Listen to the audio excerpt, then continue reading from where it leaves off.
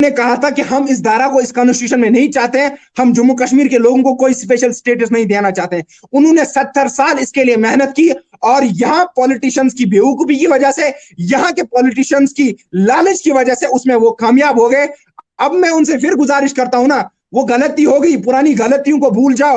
अगर उनको सुधारना है तो सामने से एकजुट सब अपना ईगो साइड में रखो, एक दूसरे से देखिए। अगर फारूक अब्दुल्ला साहब इनको कहेगा चलो आप मेरे बेटों की तरफ हो, या उमर सजाद साहब या अल्ताफ साहब या महबूबा जी एक दूसरे भाई बहन की तरह रहेंगे, ये एकजुट होकर कश्मीरियों की तरह ये रहेंगे, मुझे लगता है दिल्ली खुद डर जाएगी। लेकिन अभी भी अगर इनको कुर्सी की लालच रहेगी तो मुझे लगता है जम्मू कश्मीर के आवाम को सोचना चाहिए कि हमें किस तरफ से लिया जा रहा है। हमें कहा गया था जमीन आसमान से टकराई जाएगी, लेकिन आर्टिकल 370 नहीं जाएगा, वो तो गया। हमें कहा गया था जमीन आसमान से टकरा जाएगी, लेकिन बीजेपी यहाँ नहीं है। आज इस वक्त अगर सबसे ज्यादा कोई ग्राउंड पे इस वक्त मौजूद है वो बीजेपी है, वो काम कर रही है। देखिए यहाँ इस वक्त मुझे बड़े अलमिया के साथ ये कहना पड़ता है, अगर छोटे से बच्चे को भी अगर इस वक्त कोई इशू आता है ना, वो बीजेपी को अप्रोच करता है और बीजेपी उसको लेटर लिख के देती है, उसको पूरी पनाह देती है, उसको अपना कैडर बनाना है। तो आप तो खुद ही दे रहे हैं ना इनको अपॉर्चुनिटी, खुद ही बोल रहे हैं, आप इनको दावत दे रहे हैं, आप आइए, मजबूती से सरकार बना रही है यहाँ। इसीलिए मैं कहता हूं इनके साथ लड़ना है।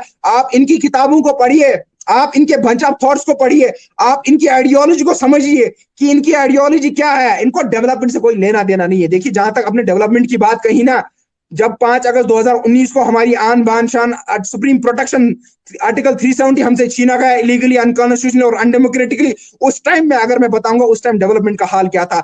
एक बड़ा इंडेक्स आता है, उसको कहते हैं ह्यूमन डेवलपमेंट इंडेक्स। वो आपका लाइफ स्टैंडर्ड बताता है, आपकी एजुकेशन बताता है, वो जो मेन चीजें है ना एक स्टेट के, वो बताता है। ह्यूमन डेवलपमेंट इंडेक्स में हमारी प्लेस थी in all union territory states में 11th प्लेस थी। और वो आपको फख्र होगा इस चीज पे, जो मॉडल पे मोदी जी ने 2014 में चुनाव लड़ा और इलेक्शन में उसने उस मॉडल को बुना कि आप देखिए गुजरात में मैंने कितना डेवलपमेंट किया, गुजरात में मैंने कितना विकास किया, उस गुजरात मॉडल से भी आगे था जम्मू कश्मीर उस टाइम। अगर डेवलपमेंट की बात करेंगे, देखिए ये एक बहाना था, विकास की गाड़ी रुक गई है आर्टिकल 370 की वजह से। आर्टिकल 370 की वजह से कहां से रुकी है मुझे बताइए ना।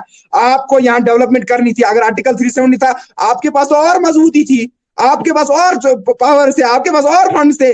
लेकिन बदकिस्मती के साथ चलो डेवलपमेंट में क्या इशू हुआ, क्या नहीं हुआ, पॉलिटिकल पार्टीज ने क्यों नहीं किया डेवलपमेंट में, तो ठीक है फिर भी पीछे। लेकिन इतना नहीं जितना बीजेपी कह रही है कि बिल्कुल कुछ नहीं था, यहाँ लूट हुआ था, यहाँ वो हुआ था, ऐसा कुछ नहीं है, वो बहाना था, उनका अपना पॉलिटिकल एजेंडा था। देखिए अगर आप देखेंगे पार्लियामेंट इलेक्शन में, जब 2019 के पार्लियामेंट इलेक्शन होते हैं 5 अगस्त 2019 से पहले, मई के टाइम, उस टाइम मैनिफेस्टो में ही उन्होंने निकाला था कि हम आर्टिकल 370 को निकालेंगे। उस टाइम इन बेवकूफ पॉलिटिशियंस को समझना चाहिए था कि कोई ना कोई गड़बड़ है, बीजेपी इतने बड़े दावे के साथ कैसे कह सकती। तब इन्होंने सुप्रीम कोर्ट क्यों नहीं गए ये लोग, इनको जाना चाहिए था। अगर आर्टिकल 370 एक कॉन्स्टिट्यूशनल प्रोविजन है तो ये किस तरह से अपने मैनिफेस्टो में इस चीज को ला सकते हैं। तब ये पॉलिटिशियन नहीं जागे, तब ये वेट कर रहे थे कौन चीफ मिनिस्टर बनेगा, कौन कुर्सी पे बैठेगा, तब इनको याद नहीं था। आज ये हमें कहते हैं देखिए भाई साहब आप तो हम पॉलिटिकल पार्टीज के खिलाफ बोलते हो, बीजेपी का सपोर्ट करते हो। जहां अगर सबसे ज्यादा बीजेपी के खिलाफ बोलता है, अगर इमरान साहब आज आदिल की इज्जत करता है, वो इसीलिए करता है क्यों, वो सच बोलता है सामने, वो बीजेपी के खिलाफ बोलता है। वो जो